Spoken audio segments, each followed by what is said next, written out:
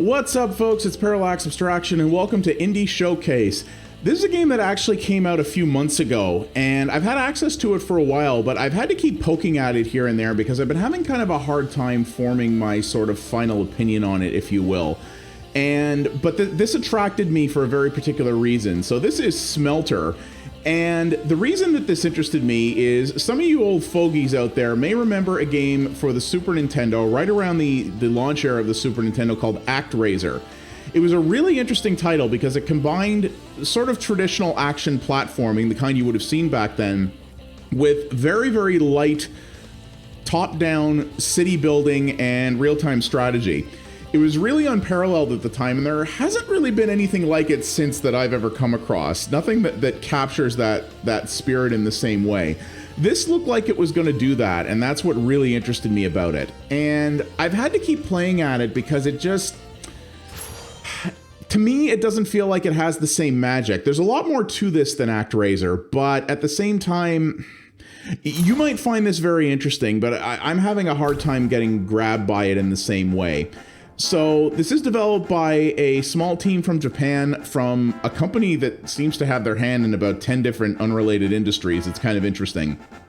And there's a story behind this. It's very Japanese. You are playing as Eve, as in the Eve from the Adam and Eve story, who got kicked out of Eden, and you have a living suit of armor that talks to you, and you're trying to find Adam again and build an empire while doing so.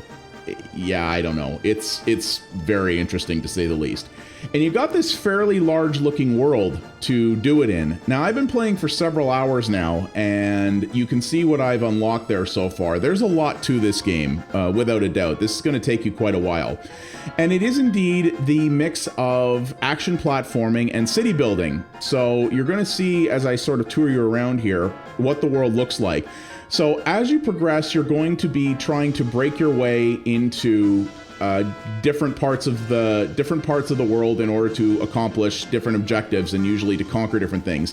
Every world has a different, or every part of the world, I should say, has a very different kind of objective that you have to accomplish. And you have to do some element of it in the top-down environment here, and then some element of it in the sort of action platforming environment. So what you have to do is you basically, I'm going to give you just a top-down overview of this. I'm not going to go into a lot of detail, but you can build these different structures everywhere. Structures cost you nothing to build, but there are maintenance costs for maintaining your army, and you're going to see up the top of the screen there a lot of different numbers. So there's various different resources and things like that, and you have to summon an army, maintain them, and you can move the army around the map and station them at different structures based on the area that you're actively trying to work on. You generally, at least at this point, don't need to leave an army behind in an area that you previously conquered, because they're just going to sit there and do nothing. So really what you want to do is move your army where it's needed. Now, things are calm right now because I recently completed an objective, but there will be a number of enemies that spawn in throughout the different areas who will come and try to attack your structures, and you have to stay on top of that, repairing structures and dealing with the enemies and positioning your armies accordingly in order to do that. There's also a lot of different skills that you can pick up. There is a skill tree in this game that gives you a lot of different abilities that you can earn over the course of the game, as you can see. And you can upgrade those different things, and there's some optional objectives you can complete as well that will help bolster your army.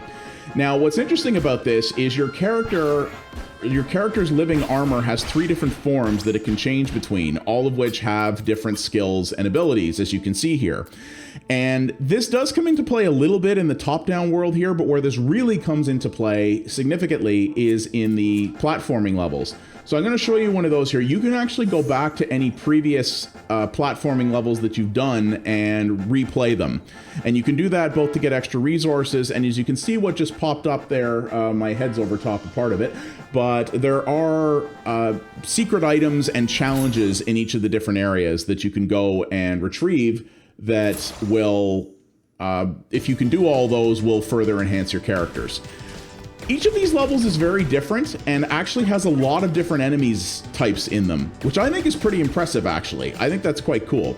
And as you can see here, now I'm playing with a controller. You can play this with keyboard and mouse, but as you can see here, you can switch between your 3 different armor types, which have, as you can see, very different kinds of weapons and abilities. And as you grow your character and get more skills, you can go back to previous levels and potentially have an easier time of it. It also makes it a little easier to accomplish some of the challenges and secret objectives and things like that too. Though I believe you can do all of them within a level that you've gone into for the first time. So you don't have to return to a level with more power-ups in order to be able to accomplish all the secret objectives. At least that's my understanding so far after a decent number of hours. Sometimes you'll see enemies will turn green like that. That happens completely randomly, but you can do that to grab them and recharge some of your health. And there are also checkpoints in the different levels. So you see in this level here, we have these sort of little grabby platforming elements. That's a secret area up there. I've already accomplished that one, so we don't need to go up there. But each of these characters also has different platforming abilities. For example, as you can see, this suit here has the ability to float down. Another one, this one can double jump, and I forget what the middle one does, but it has its own ability as well. And this is what I find very interesting about this game, and where it really evolves a lot over something like ActRaiser. ActRaiser had platforming segments in it, and they were good, but they were fairly standard 16-bit platforming fare from the era. This is a lot more complicated in the sense that this has a lot more flexibility. There's a lot of different skills that you can use. Levels can be accomplished in different ways. So if you have a preferred character, and look, hey, look at that. There's a collectible that I missed the first time. Sweet. You have the ability to accomplish the level in different ways. So there are elements of some levels that do absolutely require a specific armor type in order to complete, but not all do. So if you have a particular type of armor or weapon that you prefer to use more often, in a lot of levels you can do that. Ah, crap. This enemy's really annoying because it gets stuck on your head, and then you gotta kind of shake it off, and then there you go. And so you can play things a lot of different ways, and I like that. I really like the freedom that this game gives for the different play styles that you can choose if you want to do that. And I think that's really cool, and that is a very nice evolution of the ActRaiser formula. The things that are frustrating me about this game and that keep me... I haven't given up on it yet, and the reason it took me so long to make this video is I kept coming back to this and playing it a little bit more and trying to figure out, like, what I needed to, you know, just trying to get into it and seeing if I could really jive with this the way I wanted to, because I kept looking at it and going, I love ActRaiser. I've beaten ActRaiser probably 15 times, and I'm like, it has always been amazing to me how few analogs to ActRaiser have ever come out, and I was like, there's gotta be, like, this is my jam. Like, this should be right up my alley. You know, I gotta figure out, there's gotta be something I can do here that's gonna make this click, right? And every time I keep running into something that just ends up being a little bit more frustrating with it, unfortunately. But I think a lot of that may be a me problem, and this may be something that a lot of you may not find to be the kind of problem that I do, and that's why. And like I said, I still haven't given up on this game yet. I'm still poking away at it. I think this may be one of those This may be one of those titles that I end up having to play for, like in little bits here and there. I tend to, when I get into a game, I tend to just focus on it and just play it non-stop until I get to the end. I don't think that's going to work with this one. I think maybe to get over some of the frustrations that I have with it, it's going to require me to play it in spurts. And some of those have to do with the fact that the difficulty curve for this game is way all over the place. It starts off relatively easy, like not a pushover, but I would say about as challenging as, say, a Shovel Knight or something like that. And Shovel Knight is not a dead easy game, but it's not one that's going to completely, like, wreck your brain, right? And I love Shovel Knight. I think Shovel Knight is an absolute gem. And this starts out about that level of difficulty, and you're like, okay, yeah, this isn't so bad. But then, around the point I'm at now, the platforming ramps up to a really difficult degree, and it's difficult in a frustrating kind of way. There's a lot of different types of level design. Okay, I've actually done that one already, but I'll actually, you know what? I'm going to go back and show you that to show you what these little challenge modes are like. So it ramps up to a degree where not so much through combat, but through the environment. There's a lot of different elements in the levels where the levels themselves get a lot more complicated, and then they throw a lot of other variables into it, like things like rising water and other types of things like that, that can make them really, really frustrating. And combine this with the fact that the game has checkpoints that are all over the place, and sometimes you end up getting taken back. So these are challenge rooms. You get this sort of weird cyber VR missions looking thing, and the idea is that these again are optional, but they give you nice little bonuses if you complete them, basically skill bonuses. And some of them are don't get hit, some of them are don't get seen, some of them are take out all the enemies, and they vary wildly in terms of difficulty. Some are not that bad, some are really infuriating. This one's actually not too bad. It's just because I'm doing commentary over it. But yeah, some of the levels will introduce a lot of environmental elements that get frustrating very, very quickly. I'm also noticed a lot. I'm playing with an Xbox One controller on PC. I believe there is real input lag here, because I've had a number of situations where I've died where I'm like, no way, I totally got that button press right.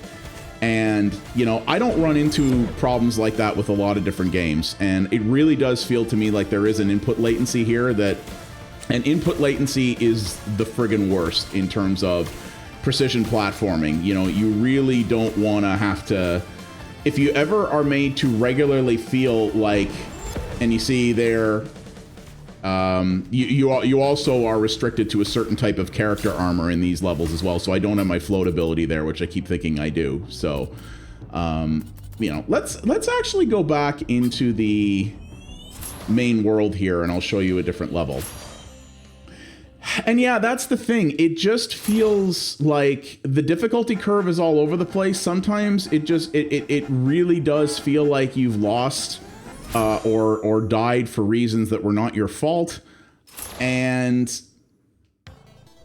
the checkpoints are all over the place and very weird. I just have found myself getting unnecessarily frustrated sometimes, feeling like the game is kind of working against me. And that has been a real bummer. And because even when you come back to prior levels with all of these skill unlocks that I have, you still end up feeling like the game has been working against you sometimes, and that no matter how skilled you get, you're still going to always be overcoming certain obstacles that are largely based in the game's design or potentially a technical fault. And that's a bummer for me that I'm really not a fan of. And there's been a lot of complaints in the Steam community and in some of the negative reviews of the game that have said, see, there's a checkpoint right there, and that's not too bad, right? Now, this is a very early level, as you can see, because it's actually tutorializing bits. But there have been complaints among the community that the game is too hard and that it's too frustrating. Oop, I thought there was a thing over there. I guess not. And that it feels like it just feels like the difficulty curve is not so much a curve as it is a cliff, and that later levels just get so frustrating that a lot of people sort of bounced out of it. And I don't even know if I'm at the part where it really, really gets frustrating yet. And that's where it's a bit of a bummer for me. You know, I like ActRaiser a lot, but also ActRaiser, frankly, I mean, the platforming bit in particular was in ActRaiser was, or not the platforming, sorry. The city building part in ActRaiser was trivially easy. It really required almost no effort whatsoever. But it also felt like a bit of a proof of concept and something that, this is actually a new place here that I haven't been to yet. These challenge levels also keep track of your best time, as you can see. But it felt like a cool proof of concept and something that could definitely have been evolved into a cool concept in future games. Funny enough, the sequel to ActRaiser on the Super Nintendo, they took out the city management in particular and then just made it an absolutely rock-hard action platformer. So even ActRaiser itself kind of abandoned the tenet that made it really cool, which was a real bummer for me because, yeah, like I said, as a big fan of ActRaiser, I was just like, oh, why'd they do that? And yeah, this is see, that's why I'm mixed on this and why it took me so long to make this video, because this is where I'm conflicted. Because yes, this game is a modern version of ActRaiser in many ways. It takes that concept of city building and management and action platforming and does it in a modern way. It's the platforming and the level designs are cool. You know, there's a lot of depth to this. There's a lot to the city building. There's a lot to the character designs. There's a lot of writing in this, and the writing's actually pretty funny in spots. There we go. Hey, check that out. Nice. It wasn't so bad. Most of these trials, if you have a good run on them, take between 45 seconds and a minute is what I've discovered so far. So yeah, there's a lot of cool elements to this, and a lot of things where you can look at this and go, yeah, this really is a modern ActRaiser. And people who want that are definitely going to find that here. But unfortunately, it seems to come with some frustrating caveats with regards to, like I said, the control response and the way the difficulty curve is. You know, this is not... Everything I've seen about this game indicates very clearly that this is not going to be a pushover. It's going to be, you know, this is going to be a fairly difficult title that's probably going to frustrate a lot of people. And if you're not into really, really challenging games, you probably will get frustrated and piece out of it. And yeah, that's a bummer. You know, it's really not something I really thought that was the way forward. It's been a while since I played this level because I've been researching this game literally over the course of months. So it's, you know, I'm a little rusty. So, but I really wanted to show this to you guys because yeah, it is that. It is a modern day ActRaiser, and we don't see these very often. You know, there's been a couple of attempts here and there, but they're really more, they're really not the same as what other people are looking for. So, yeah, I really hope that we get, I hope this does do well, and I hope it can get a sequel where they can, you know, maybe modernize a little bit, or not modernize, but improve upon some of the faults that this has, or that maybe it inspires another dev to pick up the mantle of making this really interesting hybrid of city builder and action platformer, because we really need more of that type of thing. I think it's a genre fusion that works really, really well together, and I think would be interesting. But yeah, it's just hard for me to say if this is really the thing, you know. But I'm gonna keep picking at it. I haven't given up on it yet. I would like to finish it, just because I'd like to see where this goes. But it may take me quite a while to do, or I may reach a point where I'm just like, nah, you know, I just can't manage this anymore. But we'll see what happens, I suppose. So anyway, guys, yeah, I know this one was a little bit all over the place because it's still hard to form a real coherent viewpoint on this game in terms of, you know, because I do like it, I really do, and I like what it's bringing to the table. I just also at the same time am just bumping up against some faults it has where I'm just like, oh man, like it would be so much better if it just had, you know, a few little changes to it. And it's always hard for me to make a conflicting opinion like that. But yeah, I think this is worth checking out for sure. You may be less bothered by the faults I've mentioned than I've been, especially if you're someone who is into difficult games. I think you will really find something to like here with that, because it's got good bones. The core underneath it is really, really good. I think it just needs a little bit more refinement. But yeah, that is Smelter. It's out for basically everything, so definitely go check it out if you want. There is a demo on Steam as well. I'm not sure if there is on the other platforms, but you do get an opportunity to kick the can a little bit if you want. So definitely give that a try, and don't take my word for it. Form your own opinion for sure. So all right, that's going to do it here. Thank you guys very much for watching. If you did like what you saw here, as usual, please do all the YouTube things, like, subscribe, hit the bell so you get notifications of future videos as they come out. And leave a comment down below. Tell me what you think about this. Are you a fan of ActRaiser? Is this something you might want to try out? You know, do you know of other examples of games that do this interesting hybrid approach to action games and city builders, because maybe there's some that I've missed, and I would love some more examples of this, because I don't know why. This is just a blend that has always really fascinated me, and I'd really like to see more about that. So leave a comment down below, tell me what you think about this, and as usual, you can tune in as well for multiple variety streams a week over at twitch.tv/pxabstraction, including games that we don't cover over here. Good community over there, and we play a lot of really cool stuff, so I'd love to see you there. So thank you very much for watching, everybody, and I will see you on the next episode of Indie Showcase. You folks have yourselves a good one. Take it easy.